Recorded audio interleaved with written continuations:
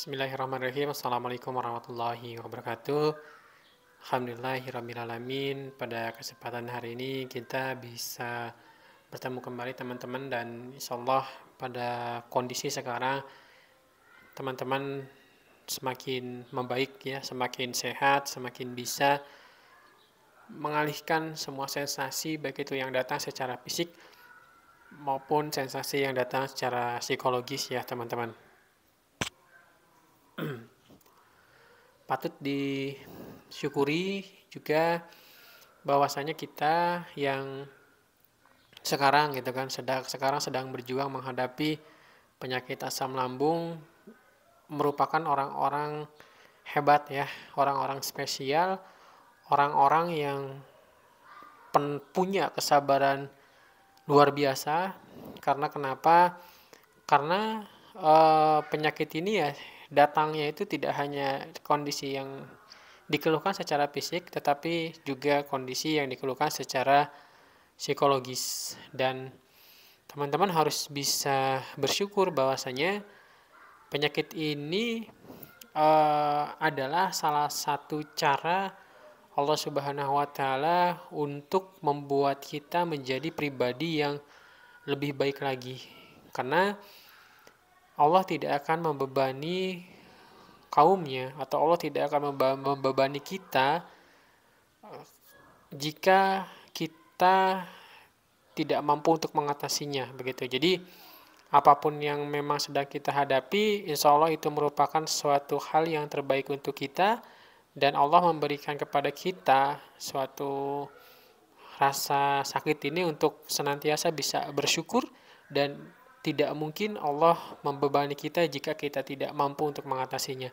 Jadi insya Allah kita akan mampu untuk mengatasi hal tersebut teman-teman ya, akan menjadi pribadi yang lebih baik lagi, dalam artian penyakit ini akan merubah kehidupan kita ya 360 derajat mungkin ya. Contohnya merubah kita dalam segi hal pola makan, yang dulunya mungkin makan kita sembarangan, jadwal makan kita semrawut, apa saja makanan yang ada di hadapan kita makan. Nah sekarang kita patut bersyukur bahwasanya kita sekarang makan sudah diatur jadwalnya, jenis makanannya juga sudah kita atur, porsinya kita sudah atur, apa yang baik, apa yang kurang, apa yang buruk bagi diri kita sudah mengetahui gitu kan. Itu merupakan satu jalan di mana kita akan bisa lebih baik lagi, terutama lebih baik lagi dari segi pikiran teman-teman, yang tadinya mungkin ketika dulu ya sebelum sakit ini pikiran teman-teman mungkin lebih banyak stresnya, tidak bisa mengelola emosi, tidak bisa mengelola kesedihan, marah-marah terus. Mungkin dengan penyakit ini teman-teman bisa merubah itu, jadi lebih bersabar, jadi tidak mudah untuk marah, jadi bisa lebih adem pikirannya. Dan yang jelas dengan adanya sakit ini teman-teman akan jauh lebih meningkat dari segi ibadahnya, karena bagaimanapun salah satu cara untuk bisa menangani permasalahan yang datang secara fisik maupun secara psikologis adalah bagaimana kita bisa menyerahkan diri kita, menyerahkan segala sesuatunya kepada Allah Subhanahu wa Ta'ala, dengan cara kita lebih beriman dan lebih bertakwa kepada Allah Subhanahu wa Ta'ala ya.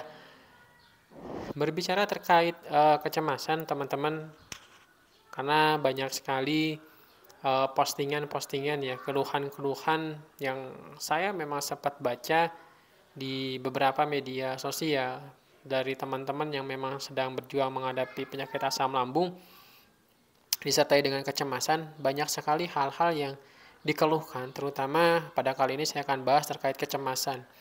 Di antaranya ada yang cemas atau takut dalam bepergian, ada cemas juga atau takut untuk keluar rumah, ada yang takut bahkan kalau misalkan yang tadi keluar rumah, ada yang lebih takut ketika berdiam di rumah, ada yang lebih takut lagi, ada yang takut lagi takut untuk makan, Ada yang takut lagi katanya cerita suka memikirkan hal-hal yang berhubungan dengan kematian gitu kan. Ketika suaminya datang gitu kan, mau cium tangan suaminya gitu kan, ada yang berpikiran bahwa apakah ini cium tangan saya kepada suami yang terakhir kali gitu kan. Ada yang pokoknya intinya berpikir terkait hal-hal yang berhubungan dengan M ya, berhubungan dengan M, atau saya sebut sajalah kematian ya. eh, Pada dasarnya ada juga yang takut memakai baju warna hitam, ada yang takut juga ketika melihat ambulan, ada yang takut juga, pokoknya serba serba sesuatu ya, serba serba ketakutan teman-teman. Dan itu yang banyak dialami oleh teman-teman ketika mengalami sakit sakit anxiety ini, atau sakit asam lambung disertai dengan anxiety, karena posisinya memang betul ya, lambung dengan pikiran kita itu merupakan satu hal yang tidak bisa kita lepaskan teman-teman. Jadi kalau di atas itu kita punya otak ya, di bawah itu otaknya sepertinya kalau menurut saya adalah lambung. Jadi bagaimanapun ketika lambung kita ada masalah, ya pasti yang akan ada masalah juga di area pikiran kita teman-teman. Jadi seperti yang sudah dijelaskan pada video berikutnya, kalau menurut saya adalah satu lingkaran ya, satu lingkaran. Jadi kalau misalkan otaknya ada masalah, kemungkinan besar juga lambung akan mengalami masalah. Contohnya ketika kita cemas, ketika kita stres, lambung pun akan merespon gitu, akan merespon dengan mengeluarkan banyak asam lambung gitu. Ketika asam lambungnya banyak keluar, itu akan muncul gejala fisik seperti kembung, mual gitu kan, panas dada ya, dan yang lainnya. Itu juga akan merespon otak kita untuk ketakutan akan hal gejala yang seperti itu. Padahal gejala-gejala seperti itu adalah hal yang wajar ya. Kita kembali lagi kepada kecemasan teman-teman. Mungkin sedikit tips dari saya ya teman-teman terkait kecemasan. Saya selalu mengingat syair ya, syair lagu yang sering dinyanyikan oleh Opik ya. Opik yaitu terkait Tombo Ati ya. Tombo Ati ada 5 perkaranya begitu. Saya selalu ingat lagu itu teman-teman. Jadi meskipun saya tidak pandai nyanyi, Tombo Ati ada 5 perkaranya gitu kan. Yang pertama baca Quran dan maknanya. Ya, tips dari saya untuk mengatasi permasalahan kecemasan teman-teman adalah Tombo Ati 5 perkara itu teman-teman. Jadi yang pertama adalah baca Quran dan maknanya. Ya, ketika teman-teman mencoba untuk membaca Al-Quran, setiap teman-teman selesai sholat ya kan, sholat fardu, sholat sunnahnya gitu kan, teman-teman membaca Al-Quran, itu akan membuat teman-teman lebih lebih nyaman lagi, lebih rileks lagi, lebih adem lagi begitu. Jadi bagi teman-teman yang memang belum membiasakan diri untuk membaca Al-Quran waktu dulu pada saat sehat, istilahnya Al-Quran hanya dibaca pada saat bulan Ramadan, mudah-mudahan ketika sakit ini Al-Quran bisa dibaca setiap teman-teman setelah selesai sholat fardu gitu kan. Baca Quran dan maknanya, yang mungkin maknanya itu sendiri adalah bagaimana teman-teman bisa mempelajari ya lebih dalam daripada ilmu Al-Quran itu, karena di Al-Quran semuanya sudah dijelaskan begitu kan. Nah, dengan membaca Al-Quran itu teman-teman akan jauh lebih tenang teman-teman. Kalau misalkan memang bagusnya gitu kan disertai dengan mendengarkan murotal Al-Quran gitu kan, itu juga akan jauh lebih tenang lagi. Jadi yang pertama adalah baca Quran dan maknanya gitu kan. Yang kedua, sholat malam dirikanlah ya. Sholat malam dirikanlah dalam artian ketika teman-teman ya, ini tips dari saya, ketika teman-teman mengalami kecemasan, banyak kemarin juga postingan-postingan yang mengatakan bahwa teman-teman itu sering terbangun di malam hari. Ada yang mengatakan bahwa saya tidak bisa tidur sama sekali karena mengalami hal-hal yang tidak bisa dijelaskan dengan kata-kata. Sama, saya pun mengalami sesuatu hal yang memang tidak bisa saya jelaskan. Ketika ditanya sama orang, gitu kan, emang apa yang dicemaskan, gitu kan, saya nggak bisa mengutarakan. Iya, emang apa ya yang saya cemaskan ya? Saya juga nggak tahu apakah yang dicemaskan terlalu banyak sehingga tidak bisa diungkapkan, ataukah memang sama sekali nggak ada kecemasan begitu. Jadi aneh gitu. Penyakit ini aneh gitu. Kita cemas menghadapi sesuatu, tapi ketika ditanya apa yang membuat kamu cemas, nggak bisa diungkapkan. Begitu. Tiba-tiba kecemasan itu memang suka tiba-tiba datang. Ya, datang tanpa tanpa kita kita sadari. Contohnya ada keadaan misalkan kita sedang duduk nih, dengan duduk tiba-tiba punggung ada sakit nih. Sakit ya, sakit punggung. Tiba-tiba kita mikirnya ke area yang jauh. Ini kenapa nih sakit? Jangan-jangan saya begini, jangan-jangan saya begitu. Gitu. Jadi aneh begitu datangnya. Ya, kembali lagi ke yang tadi bahwa sholat malam ya. Nah, itu ketika teman-teman sering terbangun pada malam hari itu merupakan satu ajakan sih sebenarnya kalau menurut saya. Ajakan teman-teman untuk bisa mendirikan sholat pada malam hari teman-teman. Itu akan jauh lebih tenang untuk menghadapi kecemasan ini ya. Sholat malam dirikanlah. Selanjutnya yang ketiga adalah berkumpullah dengan orang soleh. Nah, itu teman-teman.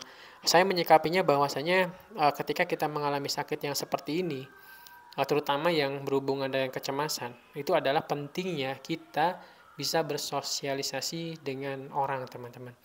Dalam artian kita harus memberanikan diri untuk bisa berkumpul dengan teman-teman kita, berkumpul dengan keluarga, hayu aktivitas-aktivitas yang ada di luaran rumah, teman-teman. Itu kalau menurut saya akan sangat membantu sekali dalam menghilangkan pikiran-pikiran negatif itu.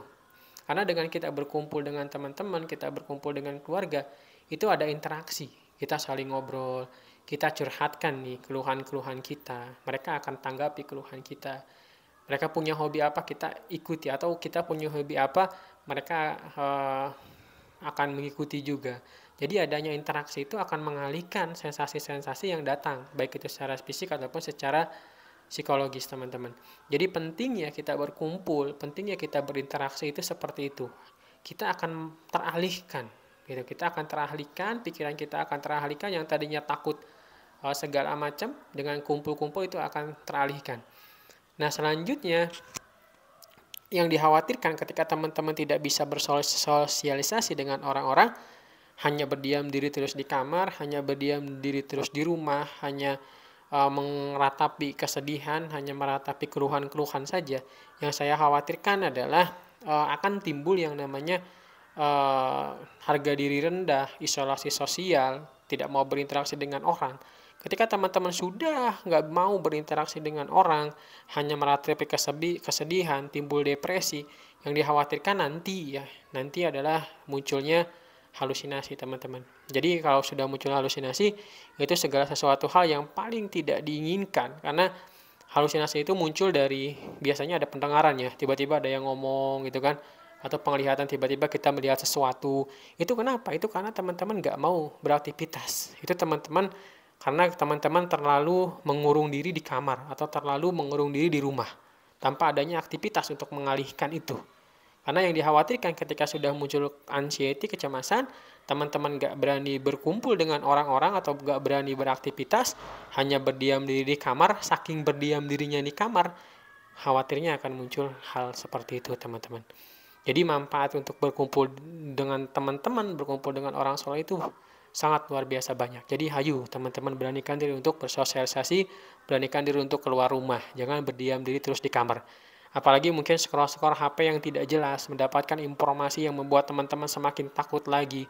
Ketika scroll-scroll HP yang dirasakan apa? Pandangan akan buram karena kita memandang terus HP.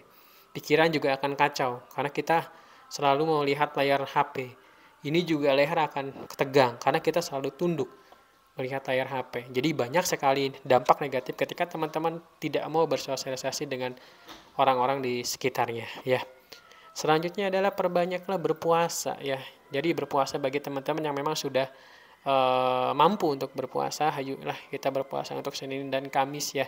Bagaimana kita bisa menahan hawa nafsu gitu kan, menahan kita lebih bersabar lagi, menahan emosi, bagaimana perut kita juga kita istirahatkan, lambung kita juga kita istirahatkan. Kita sudah mengetahui beragam manfaat gitu kan dari kita berpuasa. Jadi bagi teman-teman yang sudah mampu untuk berpuasa, hayu. Tetapi bagi teman-teman yang memang tidak mampu untuk berpuasa, belum mampu untuk berpuasa, jangan begitu.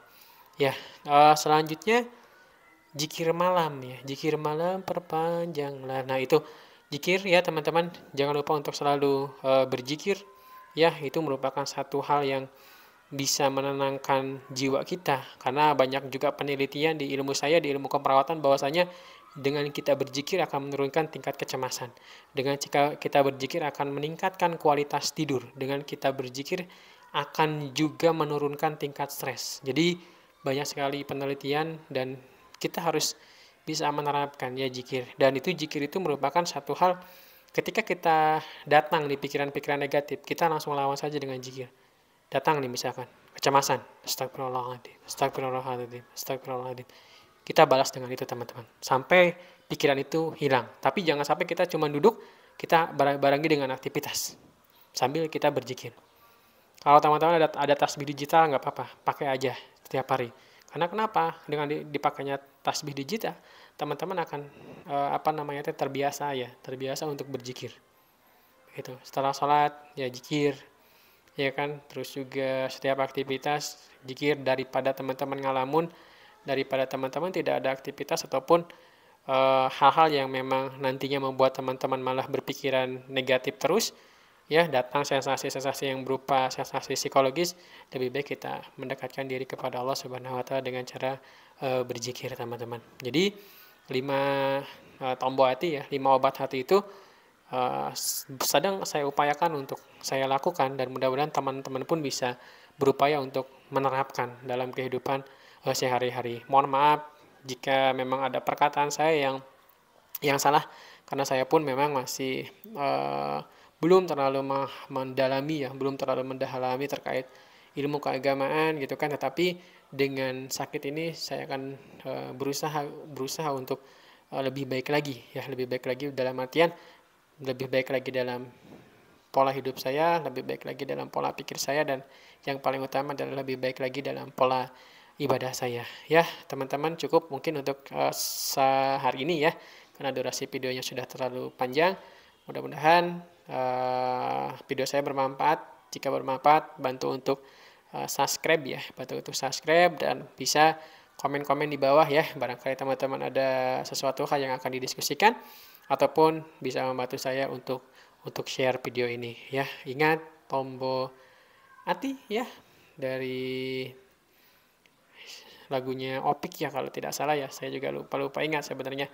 Ya sudah, kalau begitu hatur nuhun, terima kasih. Akhir kata dari saya, bila taufiq wal hidayah. Wassalamualaikum warahmatullahi wabarakatuh.